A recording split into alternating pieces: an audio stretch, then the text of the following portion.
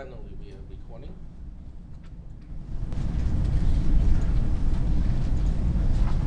How was your weekend? Not bad. Not bad. Sure. Yeah. Awful. Don't forget to roll this time.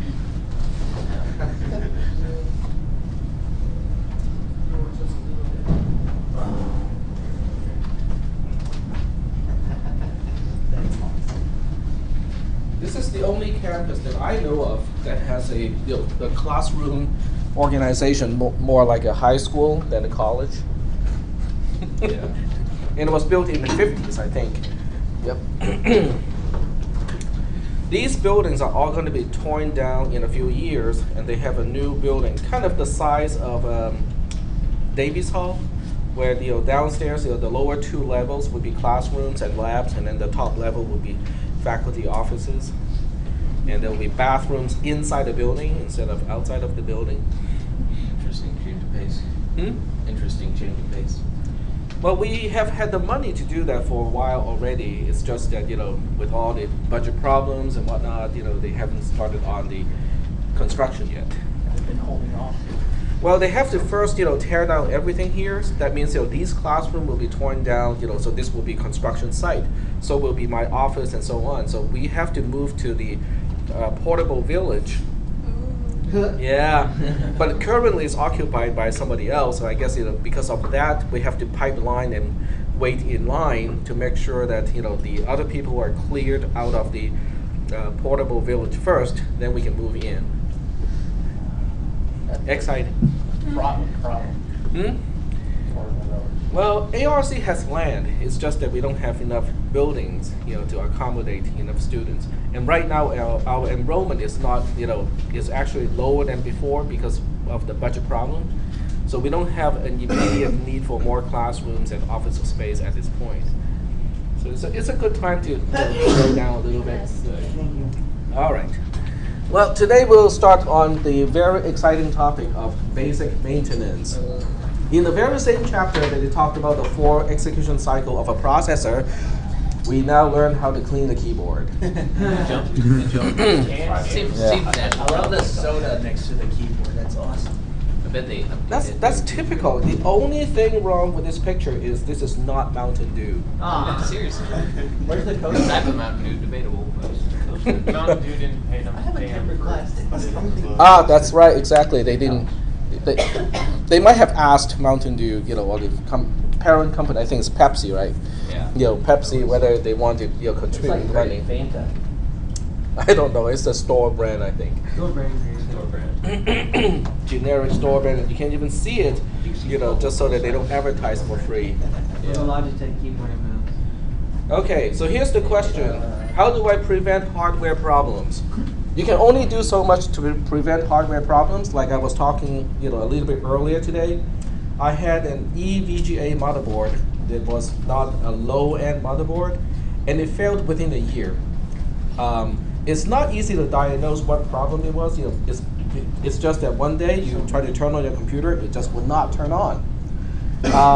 It died within a year, just barely make it to the warranty. It's like a week or 2 before the warranty expired. So I got a brand new motherboard, in quotes, because obviously that one was used as well, but at least it was functional for another year. It would make it. And then it died again. The second motherboard died. Now, what do you think can make motherboard die so predictably? Within about a year, both motherboards. Any suggestions? Yep. They designed it to fail after some use. They probably did not design it to fail, but they probably used components that were not very reliable. Yep. Capacitors. Capacitors, exactly. Most of the time when a motherboard fails, it is the caps, okay, the capacitors. Particularly, it is what we call the electrolyte capacitors. They look like little tin cans on your motherboard, and those are the ones that can fail because they contain chemicals in the inside. A lot of times, the manufacturers, especially of the cheap capacitors, will overrate the capacitors in terms of their lifespan. They're all measured in thousands of hours of continuous use, but a lot of times it is also rated by how you use the capacitor. If you think about it, a capacitor is like a balloon, okay? you inflate it, and then it deflates. You inflate it, and then it deflates. The capacitors on your motherboard, depending on what type of application it is, some has to inflate and deflate at a high frequency and with lots of volume too. In other words, you're inflating and basically letting the air out of a balloon at a very high frequency, and that's that puts a lot of strain on the capacitor, and that's why when they're rated incorrectly, and you put in the wrong type of capacitor, it will work, but only for a short amount of time, and then it will go bad. So that's a big problem. Here at school, we used to have gateway computers, and because of a capacitor problem, they all failed at about the same time. So within a month, we have had these computers dropping like flies. It's not random at all. They all failed at about the same time because when capacitors fail, they fail very predictably. Their lifespan is, I guess, doesn't have a lot of wiggle room. So for some certain types of problem, you really cannot do much about your computer failing because that's just the way it is. But you can do some preventive maintenance, right here, just like with a car, you can do some preventive maintenance. But unlike a car, your control over the longevity of the computer is really limited. With a car, if you don't change oil for like 5 years, obviously that's not going to be good for your car. If you don't send your car to maintenance, it's bad for your car. But how many of us send our computers to maintenance? When was the last time you called Geek Squad over and have them to maintain your computer? No. Why would I call Geek Squad? Because you want a new computer? Yeah, exactly. Somebody to talk to. Sorry? Somebody to talk to. Somebody to talk to. Well, for some people, it's not a bad resource, but just like everywhere else, they have good techs and bad techs. So sometimes you get a good one, sometimes you do not. All right, so we will start with how to clean the keyboard. Can't dare. The answer is, well, I don't think we always have to shut down the computers anymore. It depends on how you connect the keyboard to your computer. Most of the time, the keyboard is now connected by either wireless or USB. In either case, it's hot pluggable. Okay, you can just clean your keyboard anytime you want to, and you don't have to disconnect it. Well, certainly you don't have to turn off the computer first before you disconnect a USB keyboard or a wireless keyboard. Disconnect it. Just disconnect it first. With a wireless, you have to disconnect the battery terminal, I guess. It depends on how you want to clean it. If you dunk it into water, obviously you have to do something about the keyboard itself first. Flip the keyboard over and shake it gently to get rid of debris that became lodged between the keys. In other words, what you ate for the past 2 months. Or since last time. Breadcrumbs, pizza pieces, stuff like that. A can of compressed air is also effective for removing debris. A vacuum cleaner can suck away the keys on the keyboard. Yep, that is true. Depends on how strong your vacuum cleaner is. But if you use a vacuum cleaner, do it at an angle instead of directly on top of it.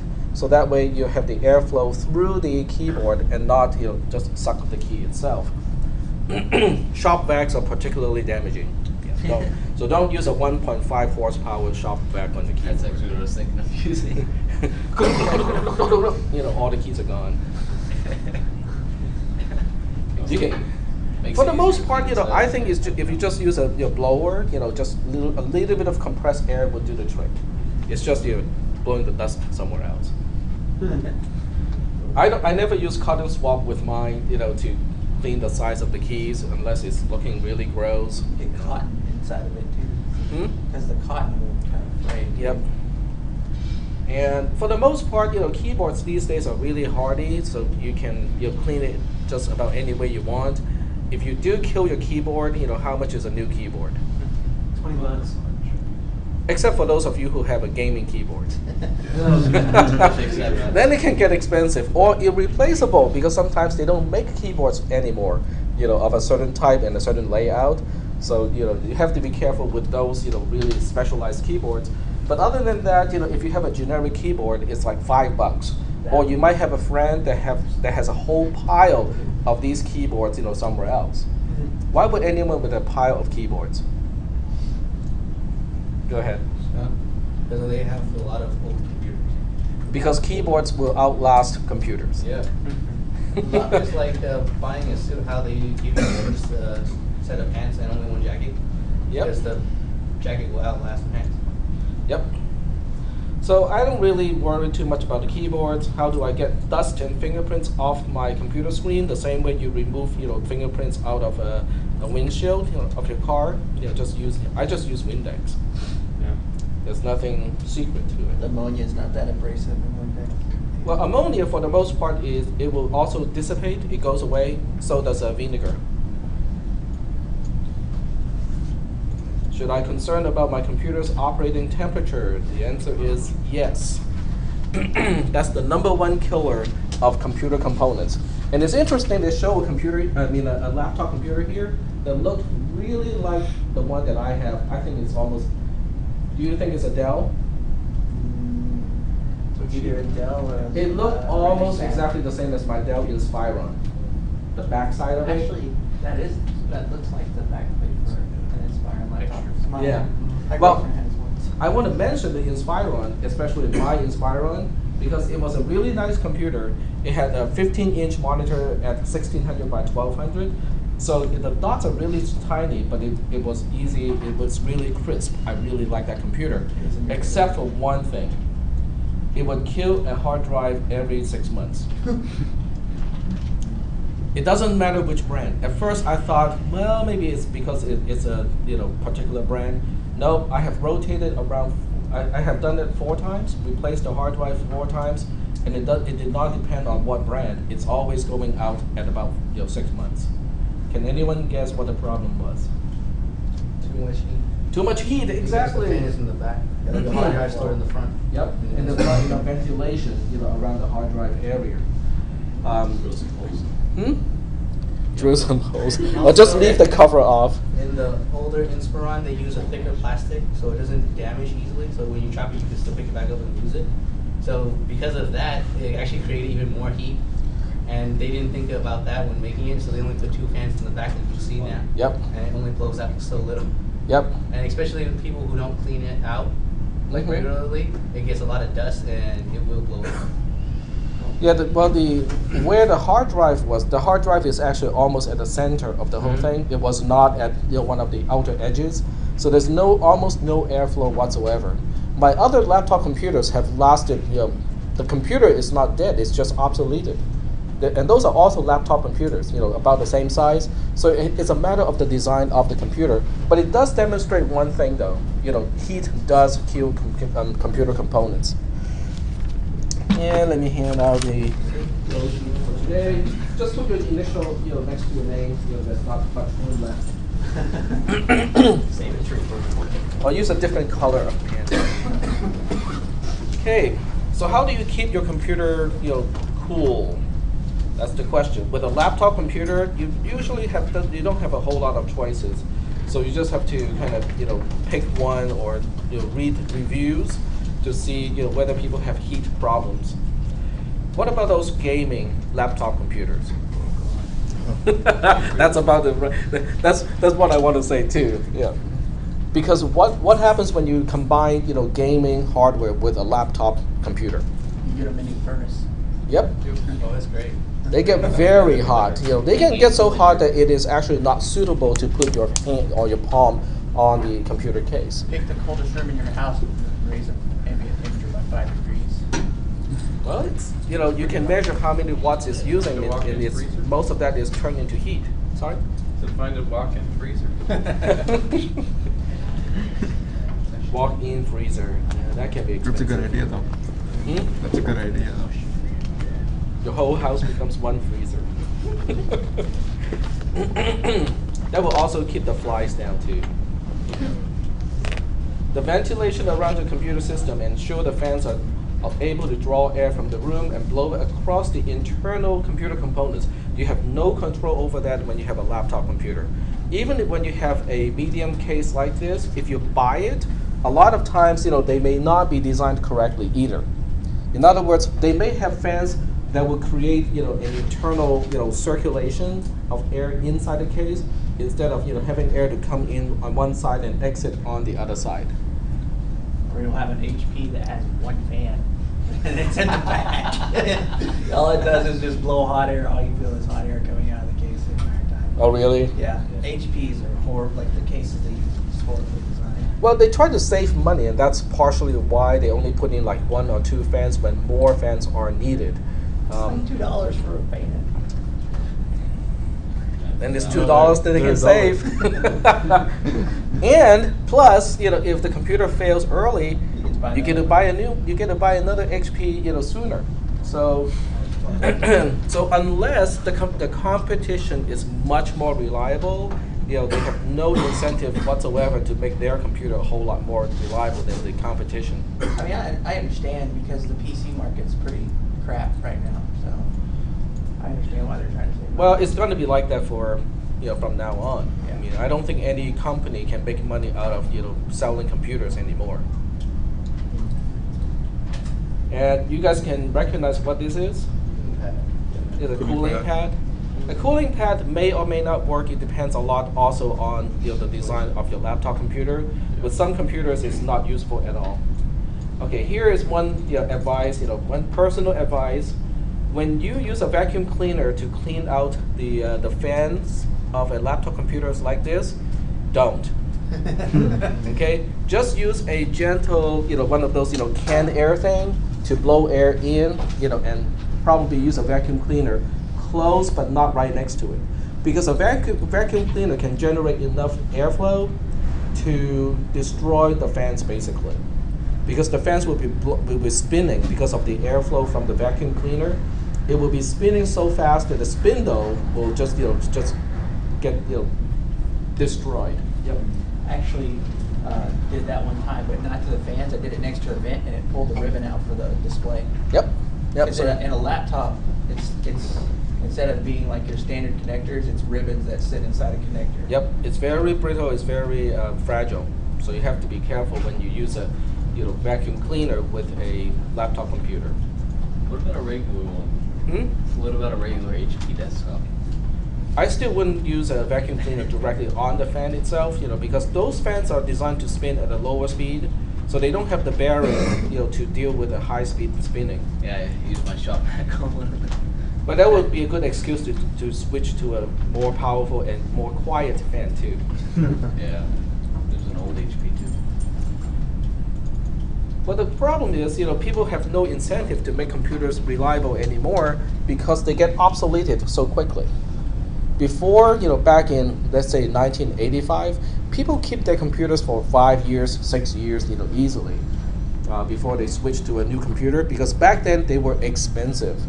Back in '85, I think you have to pay like $1,500 easily for a quote-unquote normal desktop computer. These days, you can spend what, $300-400 and get a decent computer for homework and general use.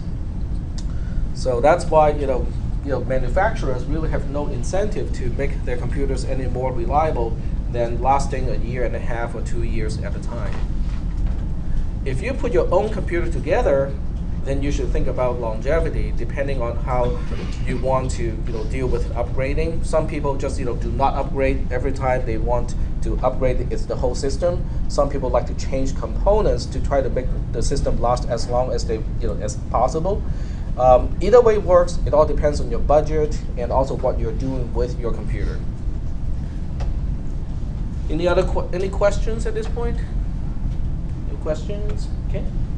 Any other computer components that require TLC to avoid read or write errors? You want your optical drive to function properly. For the most part, I don't even use an optical drive anymore. So the maintenance of an optical drive is kind of a thing of the past. But if you do need to do that, they do sell special CDs that has a little brush, on the CD itself, and they can kind of brush the this head clean as you play the music on it. And it works. It actually does work. The most important part about computer maintenance is preventive. Okay, it doesn't say it here, but I'm just telling you, this is out of personal experience. keep the room clean. That's one of the major things. And if you smoke, do not smoke around your computer because smoke particles are particularly bad for computers. The smoke particles are very small, and if they get a chance to get into the hard drive, it will cause a hard drive crash. And that's a hard crash because what happens is the hard drive, when you look at the side, let's say this is a platter which is like super magnified, and the disk head is actually just floating on top of the platter by the air turbulence that is caused by the spinning of the disk. A smoke particle is bigger than this gap. So when the smoke particle gets in here and get lodged in between, it will scratch the surface of your disk and therefore causing data loss. And that's why smoking is really hazardous to hard drives and to people too. For some reason, tar is also one of those chemicals. It is not friendly to electronics either. Okay, any other questions? Just regular vacuum cleaning, making sure you don't have a whole lot of dust around the computer will help it. If you have a computer that has a case like this one, occasionally you can open it up and vacuum the inside of the computer and use a can air to kind of blow the dust out. It's going to be dusty. You want to do it in the garage or outside. Any questions about how to maintain your computer? The hardware part is easy. the software side, which is the next chapter, is going to be a little bit more involved. Troubleshooting, well, that's not easy. There are several telltale signs that your computer is in trouble. One, it won't start, right? Now, if your computer won't start, it can be a variety of problems. It can be your power supply. Power supplies can also die, kind of predictably. And it's because of what? Something that we talked about already. Capacitors, right? Yeah, because power supplies have a lot of capacitors in the inside, and it's also the way a power supply uses capacitor is also inflating and deflating at a high frequency. So that's why it is very demanding on the capacitors. And if the manufacturer used the wrong type or inexpensive capacitors that are not up to the task, the lifespan of the power supply can be shortened considerably. And that's why power supplies can go out, motherboards can go out. If you hear your computer beep several times, there is hope. If you try to turn on your computer, it won't even beep, which is the post signal saying that the computer is at least partially functional. If it won't even beep, it could be your power supply. It could also be your processor or some really, really critical component on the motherboard not working. Power supply go on twice. I got a power supply go out twice.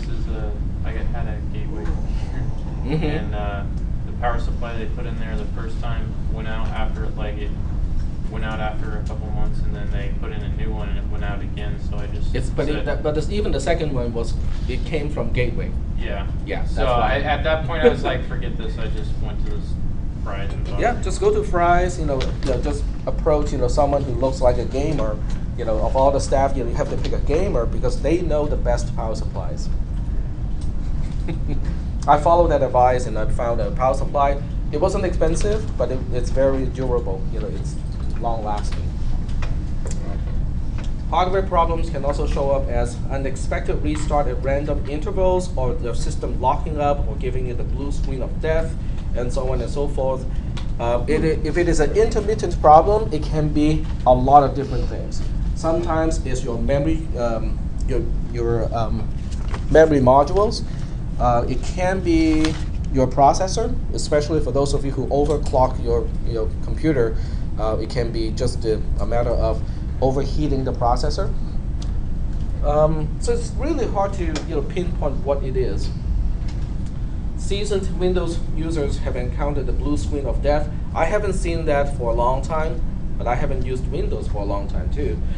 That suddenly replaces the usual graphical screen with enigmatic error messages. It will say that it's trying to create a dump file, and it will take some time. It'll show you the percentage and so on and so forth. Stop, critical error. But that's not too bad. But that's usually not a hardware issue. That's usually a software issue. When you see the blue screen of death, it's usually a software issue and not a hardware issue, which is even harder to diagnose. Hardware problems can quickly escalate, and some can eventually make your computer non-functional or make your data impossible to access. When your power supply goes, hopefully it is just not putting out any voltages instead of putting out the wrong voltage. I have not seen that problem. Has anyone seen a power supply when it failed? It failed in a mode where it just put out a, oh yeah? That won't be pretty because it would just kill the other components. in my day. Yeah. And it's because of a power supply failing? All right, well, the more reason to go get a more reliable power supply. It's different now than back then, Mhm. because now there are a lot of fail-safes. Like whenever your capacitors fail in a newer power supply, there's actually a kill inside the circuit of the power supply that kills the power completely. In Uh-huh. older ones, that fail-safe wasn't there, and there could still be pass-through if the other capacitors were functioning, and it would send fluctuating volts to the motherboard and fry it. Well, it's also bad, if you have one rail, okay, when we talk about a power supply, a rail, quote unquote RAIL rail, is referring to a particular voltage output of the power supply because it has to output a variety of voltages. If one rail fails but the other rails continue to supply voltage, that can also cause your power supply to go bad. But I think the newer standards require power supplies to just completely shut down. Even if one rail fails, the entire thing has to shut down. And used to, what would happen is usually you have three rails, so you have like a 3 volt, a 5 volt, and a 12 volt. If the 3 volt rail would fail, then the 5 volt would pick up the slack. Well, the 5 volt rail sends a different frequency of voltage to your components, so it can fry them if you're not careful. Yep. You can, in those situations, you can get a power supply tester. You can buy from Fry's or other hardware stores. You plug it in to your power supply. It can show you whether the voltages of your power supply is reasonable or not. So that's inexpensive. I think it's like about $20 or so, but it's a fairly inexpensive way to double check that your power supply is in fact functional. And that's how I found that my power supply has failed.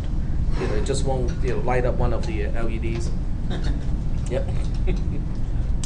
How do I troubleshoot a hardware problem? Stay calm and reach for your Hammer. fire extinguisher, which can also double as a hammer. Yes.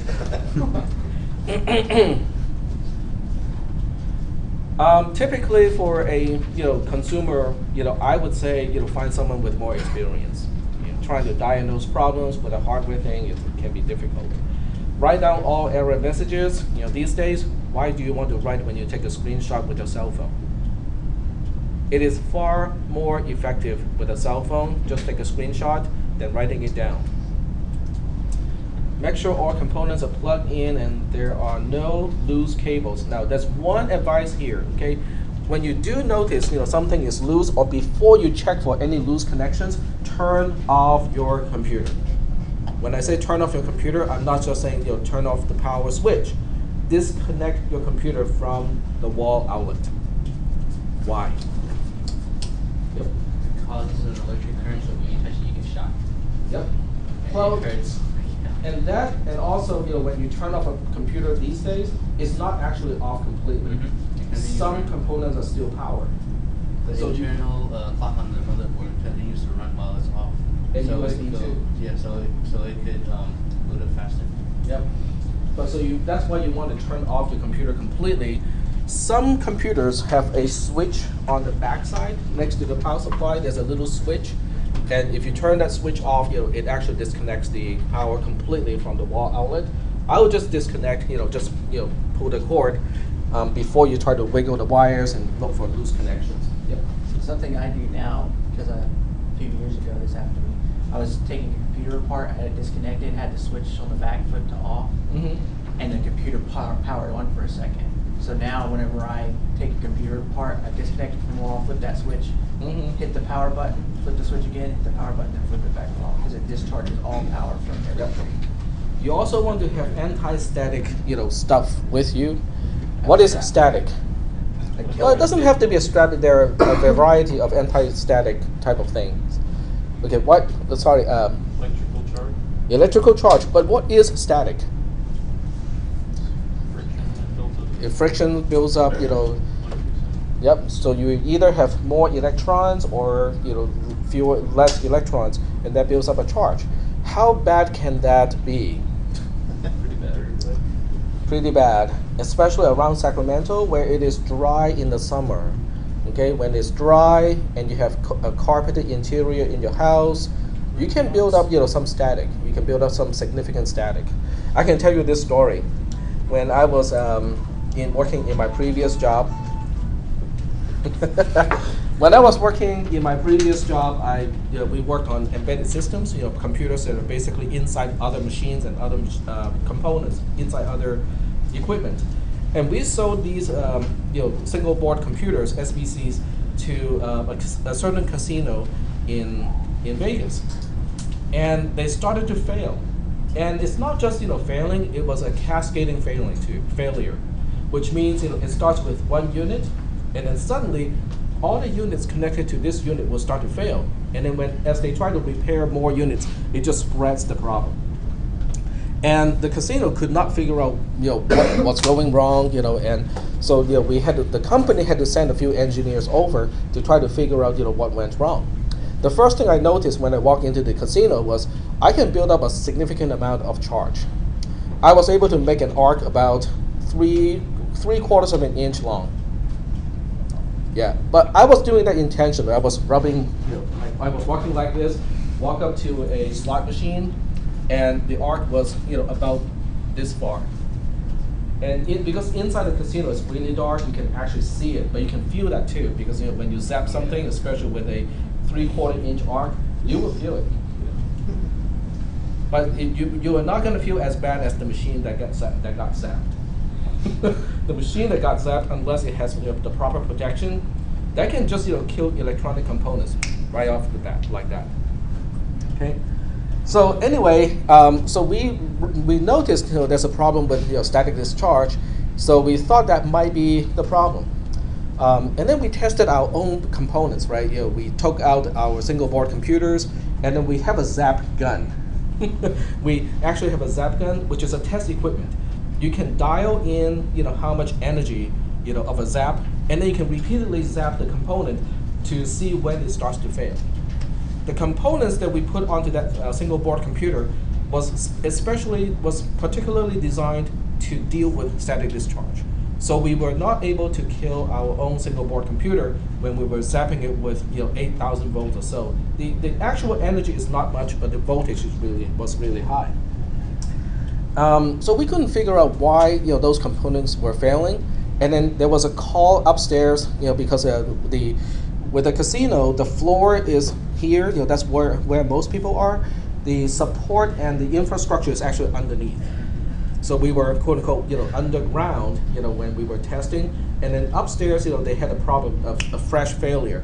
So it was a good data point, right? So we all went up there and tried to figure out what was going wrong with the slot machine. And then we saw these guys opening up the case with no protection whatsoever, with no anti-static protection whatsoever. So these guys were trying to fix the components, and they were touching the single board computer. Now when they touch the single board computer, that really should not kill the computer itself, except they were touching it not through the terminals, but they were touching it on the actual components.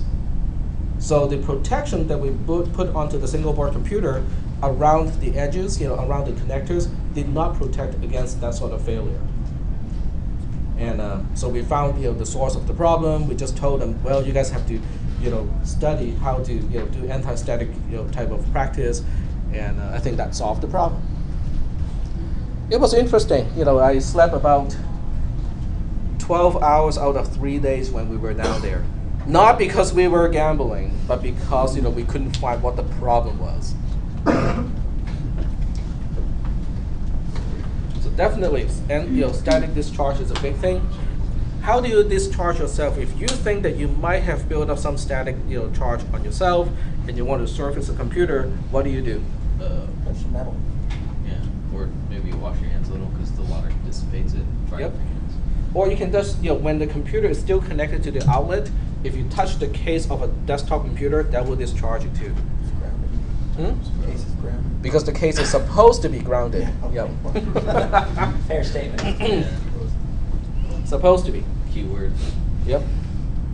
Yeah, be very careful before you touch the inside components of a computer, because even if it has protection, it's only for the connectors and not for the components already soldered on it. So, anything else you guys want to talk about here? Repair tips in your user's manual. I think most user's manual do not include a repair tip. They will just give you a customer service number and say, call us. We'll charge you to fix your computer. They Yep. include RMA instructions. No. Yep. That's about it. Yep.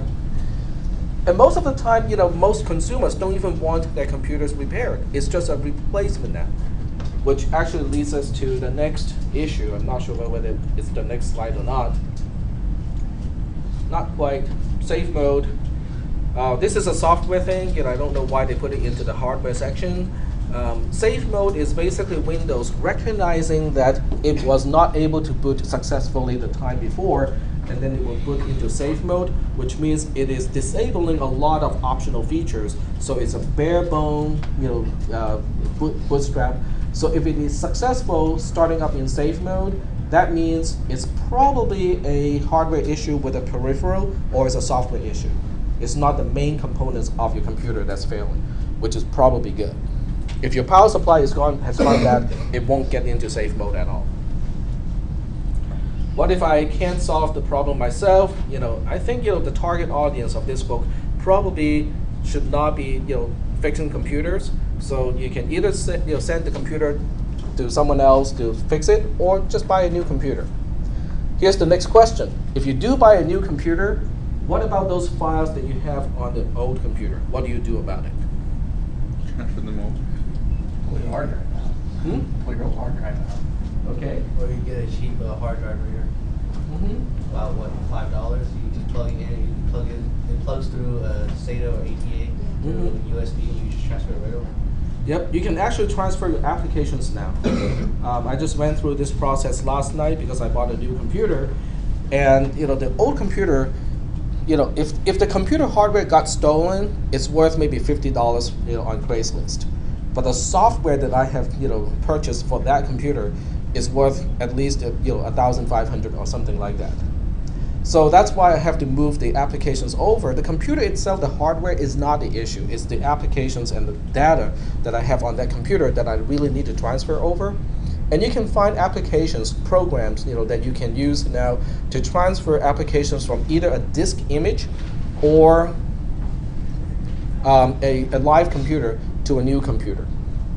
So every time you buy a new computer, you don't have to reinstall everything anymore. You can actually just move the applications over. Since nobody pays me to do any advertisement, I cannot tell you which brand or which software I used. Just Google it. Sure it has something to do with photos. Sure it has something to do with photos. But the software was not very reliable. It's not robust. If you disconnect the network, the software just stops. It doesn't know that, oh, okay, the network is disconnected. I'll just pause and wait for you to reconnect everything. So if it's an 8-hour process, even though the hard drive was only 160 gig, it's supposed to be an 8-hour process. So every time you accidentally disconnect the network, you have to start from scratch again. Or your network crashes. Or your network crashes. Yes, my router could not handle the traffic. So later on, I had to do a direct connection between the two computers, set up static IP to get it to work that way. But I don't think that worked well with your average consumer, because when you tell them, oh, you just have to set up your static IP and disable your Wi-Fi. Went out the window. Yep. Geek SWAT. The what? All right. Addiction.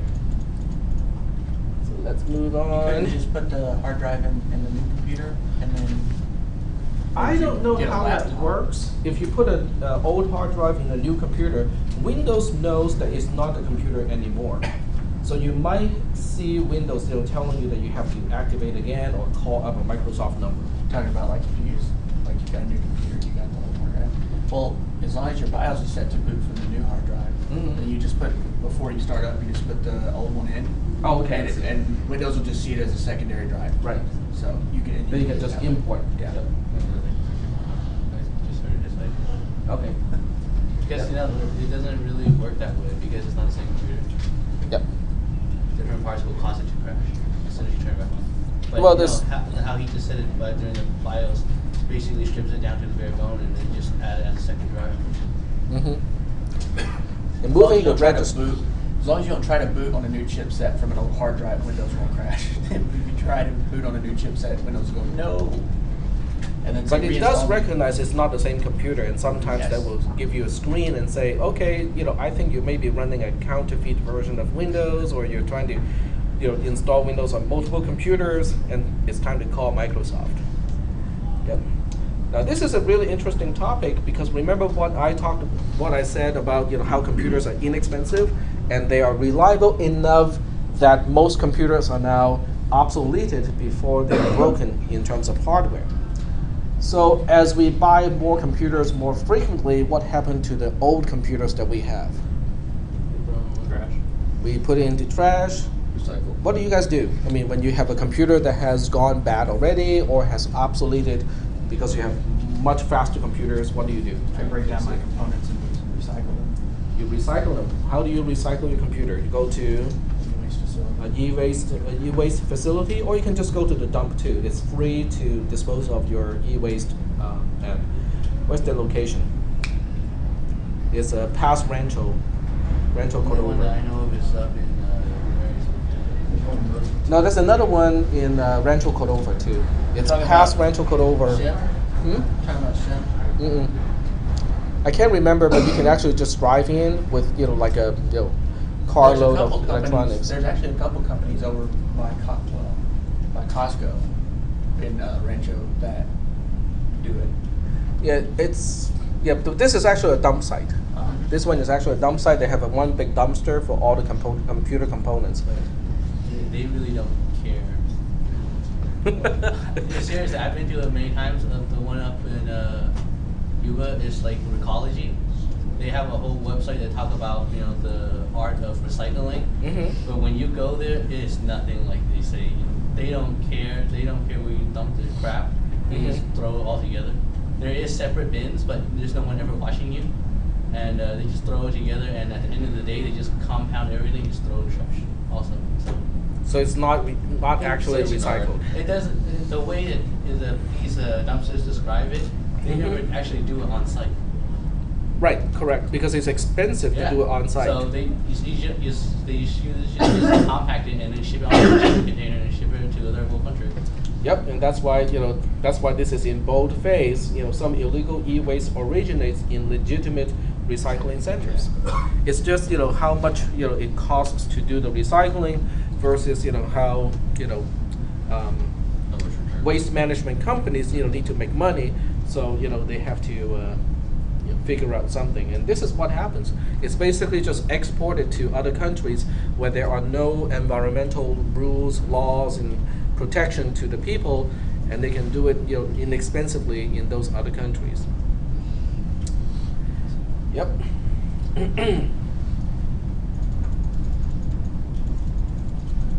So what can you do about this?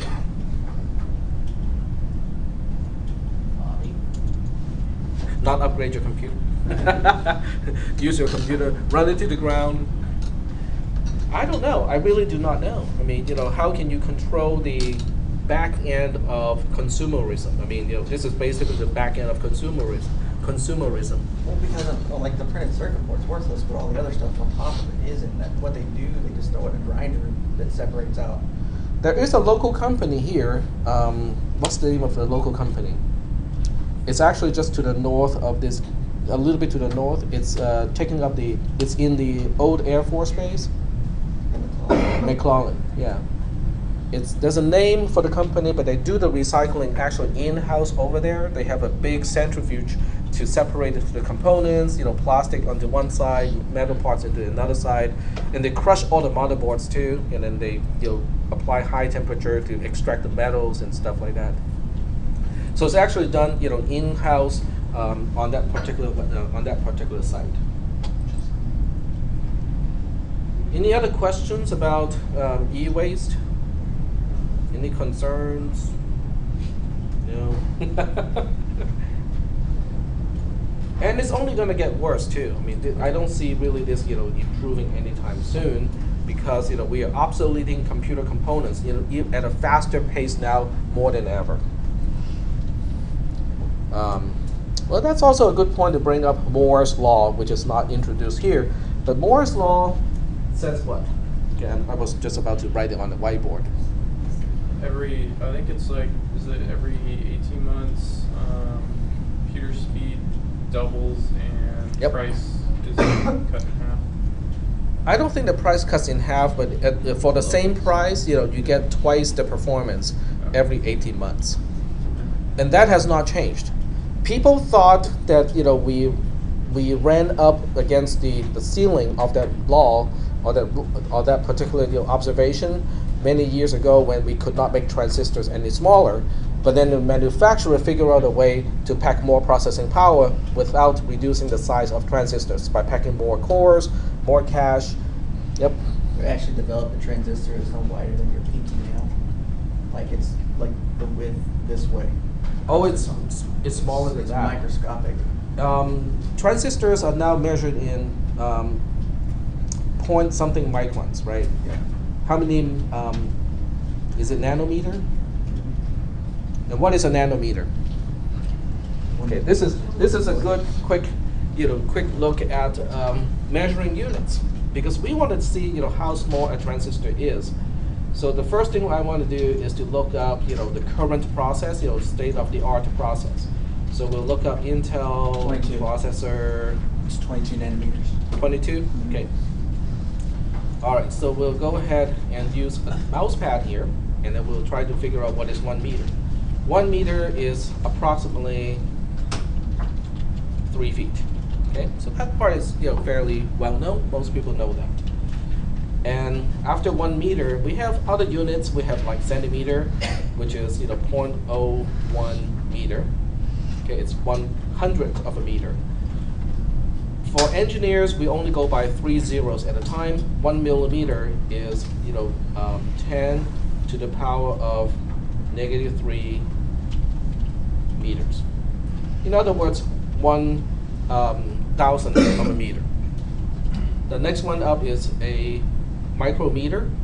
I use the U here instead of a mu because that's the closest we have on the regular keyboard, for this, the Greek symbol mu. Okay, it's like a P. It's kind of like a cross between a P and a U. PU. You're right. Right. Huh? Yep. So a micrometer, this is a micrometer, is 10 to the power of -6 meters. Okay. In other words, it's 1,000th of a millimeter, which itself is 1,000th of a meter. So we're talking about a pretty tiny, small unit here. This is also called a micron. Okay.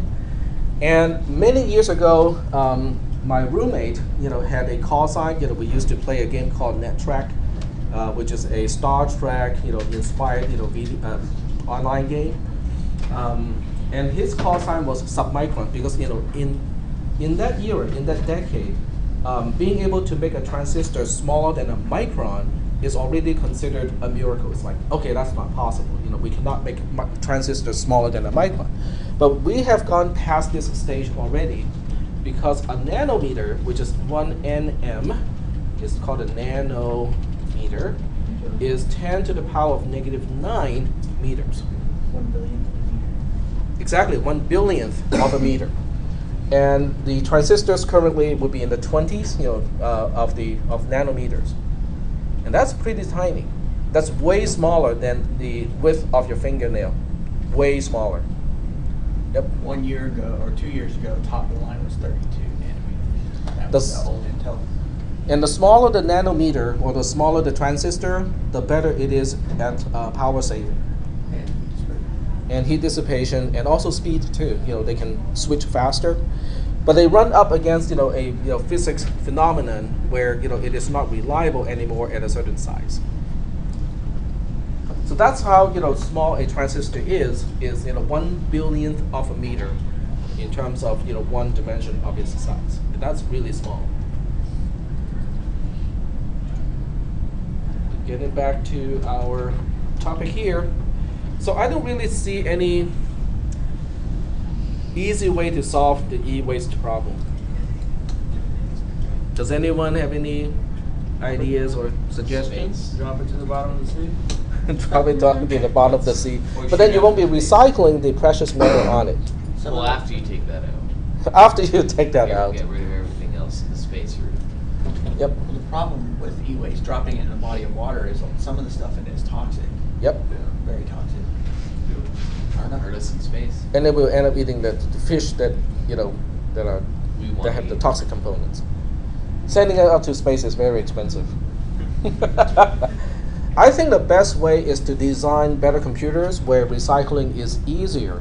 It's easier to pull the plastic part away. It's easier to identify the components that can be recycled, and make it easier to desolder, or remove components that can actually be recycled. You're talking about like something that sits on top of the printed circuit board instead of just fused in.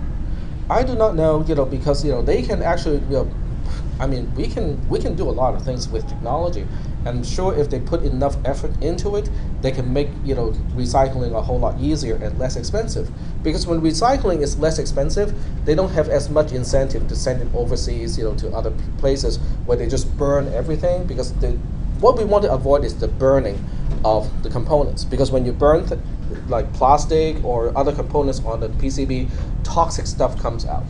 Now, it is true that it seems to only affect the local community. That's only because the local community is local and they experience the most impact of the burning of this stuff. But the Earth itself is, guess what? It's a closed environment, right? What goes around comes around. So eventually that toxic stuff will come back here.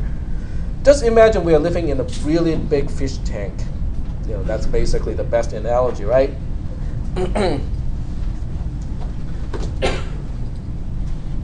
Whatever the blame lies, consumers who are aware of the problem can become more responsible in the way they dispose of unwanted gear to keep it out of landfills at home and offshore. But even if you dump it, at a designated e-waste site, this can still happen.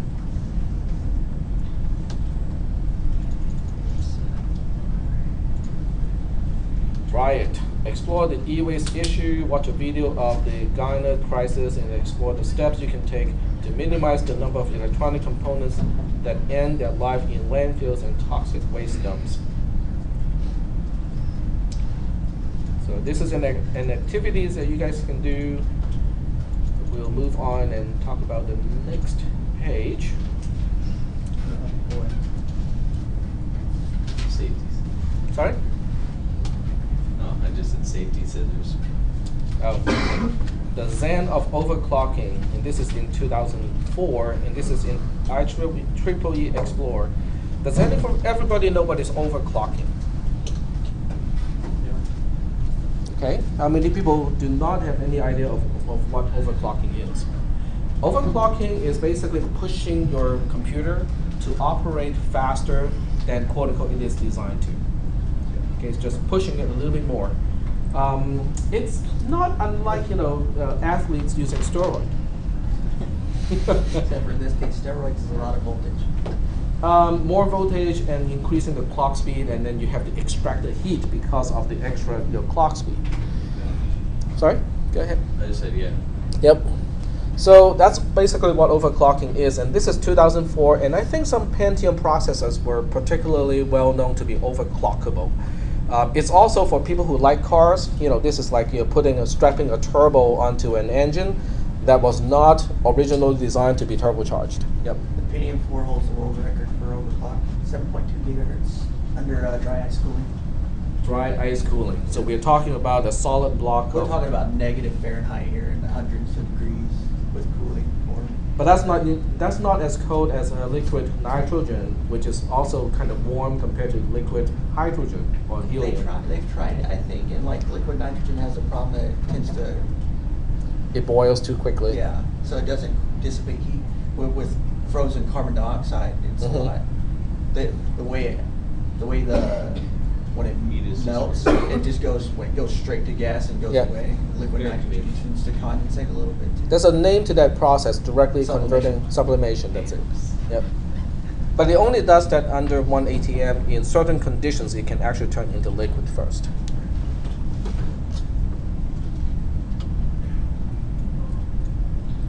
So overclocking is just a technique, to try to make your computer operate faster. For the most part, it's an art. People can say, see how much I can overclock this processor. Is it worth doing? That's a big question. Is it even worth doing? If you want it. If you enjoy doing it. Yeah, but your computer has a lot of components, so it depends on where your bottleneck is. Yep. Like, not to get too technical, but if your stock like newer processor runs at 3.4 gigahertz, okay?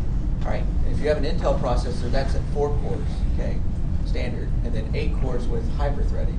Okay, so you have 8 processors able to process 3.4 gigahertz worth of information power per second, basically. Okay, so it's pointless. Like, I do it and I'm not so it's kind of like, You do because it so you prove to yourself that you can do it. so I can. I do it because I can, because Right.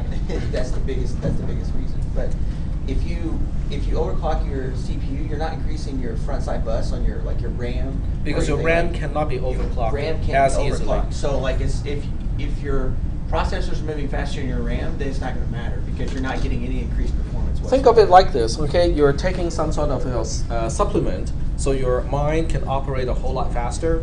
Okay, so you can read a lot faster, and you can understand stuff a lot faster. You can process information a lot faster. Unfortunately, you're still flipping the pages at the same speed. Okay, that's the best analogy, right? So your mind, your processor is going at a really high speed, but in order to read your book, you have to flip the pages, physically. So that's the speed of flipping the pages, which is the speed of RAM, random access memory, cannot match the speed of your mind.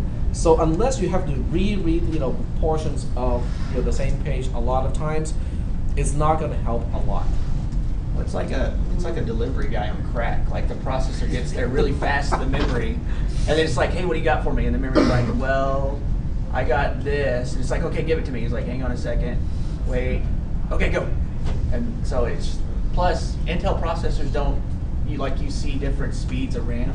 Intel processors don't support above 1333. Like if you try to run anything above 1333, it gets really mad about it. So Well, it's because you're running up against the physical limit, physics, the limits due to physics on the traces of the motherboard. You can increase the speed inside the processor, but you cannot increase the speed of accessing something outside of the processor. well, like I bought 1600 megahertz RAM dual channel. Okay, well, like in my BIOS, it downclocks it to 1333. And like if you try to push it back up to like 1600, it'll try to boot into Windows and it'll fail because it can't. Intel doesn't support it because they don't recommend it because it causes a lot of problems voltage-wise inside the CPU. Yep, because it's just physics. You cannot go beyond a certain speed. Now this part is also interesting. I'm not sure why they put it into the hardware part, but it is kind of interesting. Because without world wars, we would not have computers today. But it would be something different, a lot more primitive than the ones that we use today. Okay, so what do you think caused made people invent digital computers? We had mechanical computers before, things that operate on gears and cogs and stuff like that. They are basically things to marvel about, like, oh, this is cool, we can do it. But there was no real application. People were not pushed to say, yeah, let's make it faster, or this is actually useful. What do you think pushed people to invent the first digital computer. In World War II, it was at the end of World War II. Okay, first of all, which country did it? It's not the United States. Germany. No, not the Germans. The Germans were part of the reason, but not the country who invented the computer. The British, okay, if it's not the German, it's got to be the British, right? It's in the European theater. Why do you think they invented a computer? Have an Just so they advantage. could. What was the problem? Have more advantage. They have more advantage militarily, but what was the problem? The Germans were using Enigma as an encoding machine. Okay, it looks like a typewriter, except when you type something, it transmits something else. Okay, so it's basically a pattern where when you push A, it transmits K. When you push another key, it transmits something else. It's scrambled. Faster communication. Faster communication. Nope, it's faster cracking of communication. But we'll get there. I was going to say decryption. In decryption, exactly. So the Germans have been using Enigma as an encrypting machine since the beginning of the war. In other words, because back then they don't have any like laser communication, so all communication or all forms of communication is basically multi-drop or broadcast. Okay, you don't want your enemy to know where you're going, when you're going there, and what you're going to do over there, do you? Okay, when you fight a war, that's the last thing you want to do, right? So what the Germans did was they have these Enigma machines where they can type a message on the machine and it comes out encoded. And they transmit the encoded message, they broadcast the encoded message. So the British and the Allies can receive the message, but they won't be able to tell, okay, but what is the content, what is the meaning of this gibberish? The other side, the Germans who were receiving the message has the same machine. So when they type in the encrypted machine, out comes the decrypted message, which they can read. Okay, so this is how they can make sure that messages do not fall into the wrong hand, even though they were broadcasted. At the beginning of the war, because of certain either human errors or the Allies getting the code book, for whatever reason, they were able to decrypt the messages fairly effectively, and that's how they were able to tell ships to go around the U-boats in the Atlantic Ocean. The U-boats were particularly a problem because when the United States had to resupply Great Britain with material, airplanes, hardware and stuff like that, the U-boats would intercept and sink all the boats. But after they decrypt the messages, because they got a hold of the code book from a submarine, from a captured submarine, they were able to decode and figure out where the U-boats were supposed to be, and then just go around where the U-boats are supposed to be in order to deliver the goods. But later on, the Germans, they put in a fifth wheel into the Enigma machines, which made it impossible to decrypt, using the typical technique to decrypt the messages at that point. And that's why the Allies, or particularly the British, invented the first computer in order to decrypt messages. In other words, you put in an encrypted message, and it will automatically figure out how to decrypt the message and print out the actual message. Can you guys imagine how effective that machine was? Life-saving. Life-saving. It was so fast, it was so automated and so fast, they could decrypt messages faster than the Germans. Okay, I can tell you what I mean by that. Okay, so let's say I'm the transmitter and you are the intended receiver, and you are the British eavesdropping with your computer to decrypt the message. Okay, so I send you a message. Okay, and you are decrypting the message by hand, right? You're typing it on the Enigma to figure out the meaning of the message. You, on the other hand, is automated. You're using a computer. So before he actually decrypts the message, you already know what I typed. You're my enemy in the war. And a lot of times the British will even see messages like, you will retransmit something to me and say, your message was garbled, retransmit. But you actually got the first one already. It was that effective. Yep. And that's partially how the Allies, was able to win the war. It was, just having good intelligence, just knowing how the other side will deploy their troops, when and where and how strong the force. That really helped, to decide, the outcome of the war. So, are there any questions about that part, about how the first digital computer came about? No questions? I think Nova did a really good job, with one of their episodes, explaining, how encoding, and computers are related. How many people here are going to become computer science majors? All right. Hopefully. Now you guys will take a class, called computational theory or something along that line, where you will study things that seemingly has no relationships to computers at all. You'll be studying what we call automata. Okay, automata, automata. It's theory. It's all theory. It's all math and stuff like that. It's all developed by the person who invented the first computer. His name is Alan Turing. So you might want to look up that name because he's an interesting guy with some major contribution. Developed the test. Well, that's the test, but we want to look up the person. It's Alan Turing. And when you look up his page, it describes what he did, and some of the links will also tell you what his contribution was in terms of the first computer to decrypt German messages. He did not actually invent the computer, but he came up with the theories and the science behind the decryption of messages. He's the how to do it guy. He is the theory and the how to do it guy. He is the father of computer science. So if we have computer science the way we have it, mostly because of him. You just look up his wiki page, and you will see it's really quite interesting.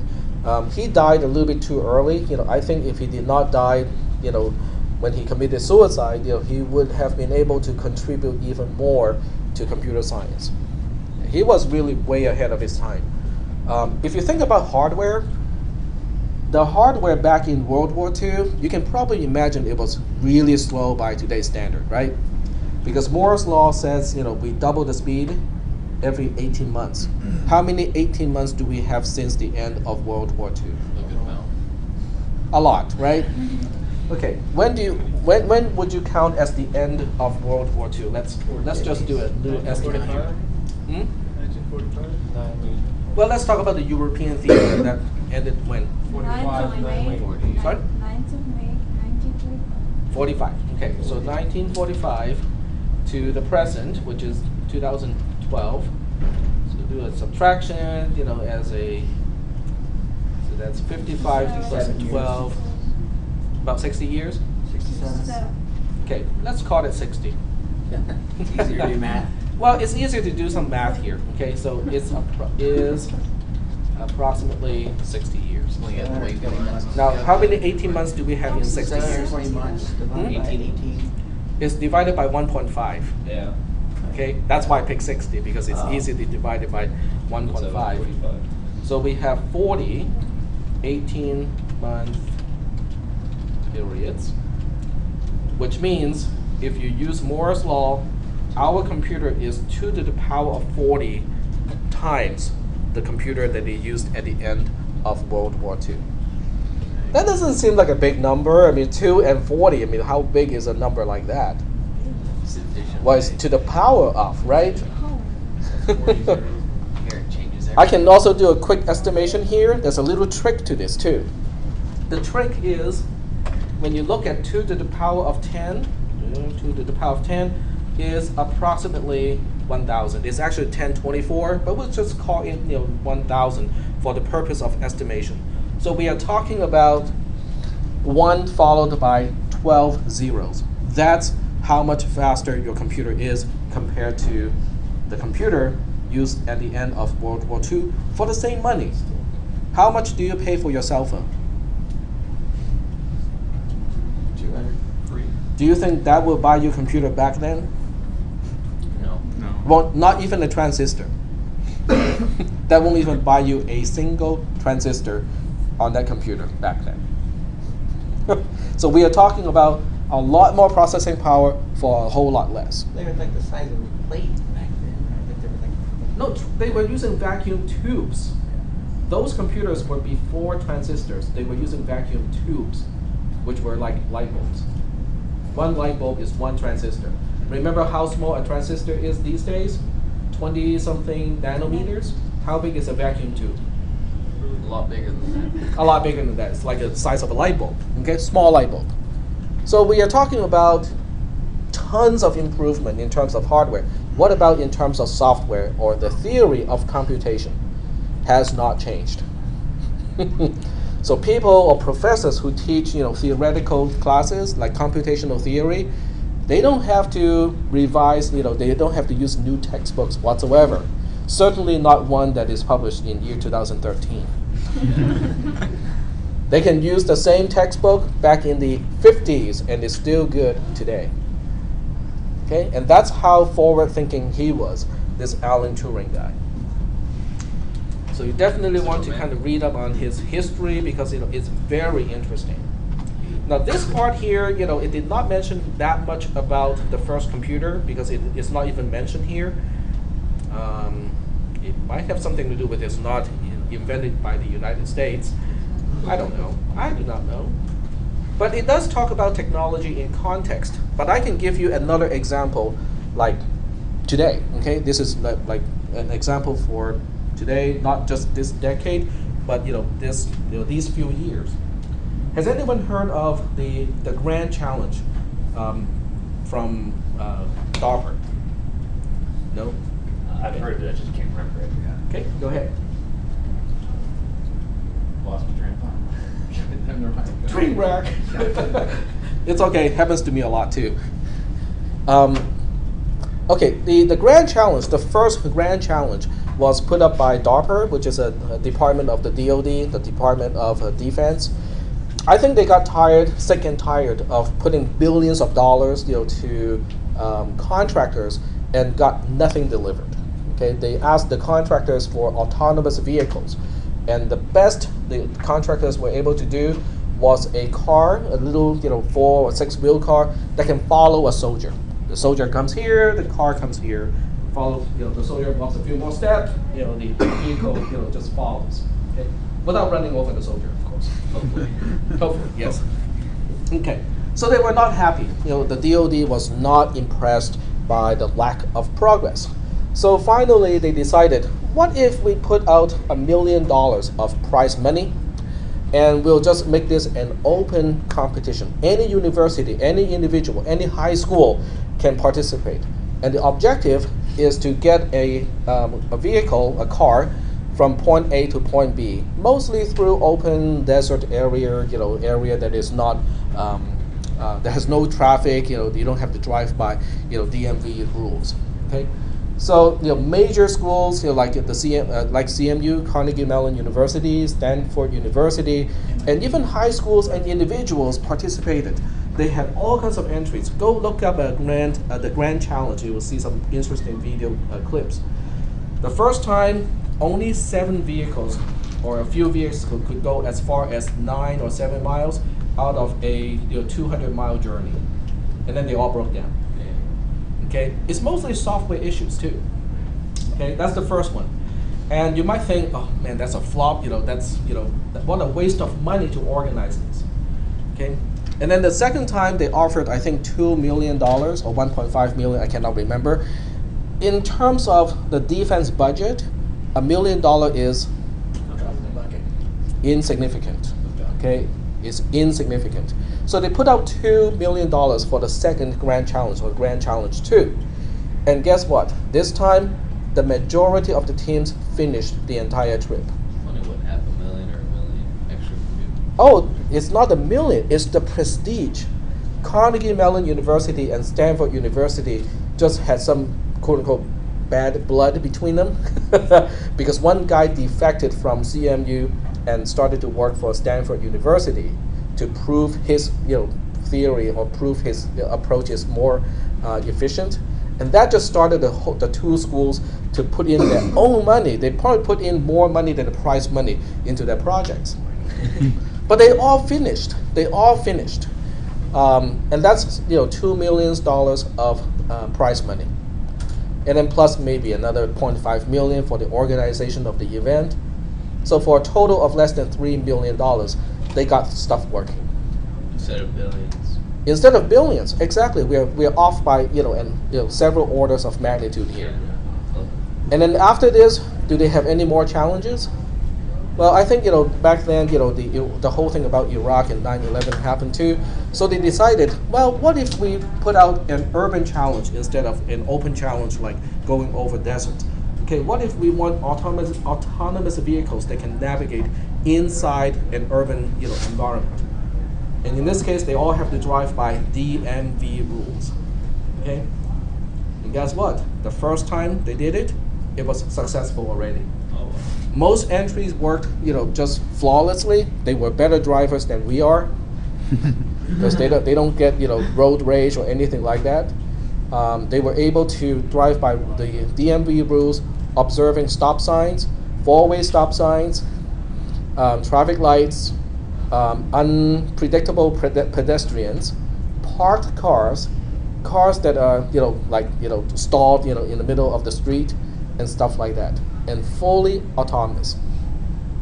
They were able to go from point A to point B. Just tell me where to go and I'll go there, without running over pedestrians and destroying other cars. Okay? Yep. The parallel parking assist that some vehicles come with now, that actually came from that. Those cars could parallel park themselves. Yep. But they were doing something different. How does that relate to today? I'll show you one thing and you will make the connection. Because we want to relate military technology to what we actually use on a daily basis, right? So we want to go to Google Maps, look up 4700 College Oak Drive, Sacramento, and then we'll click.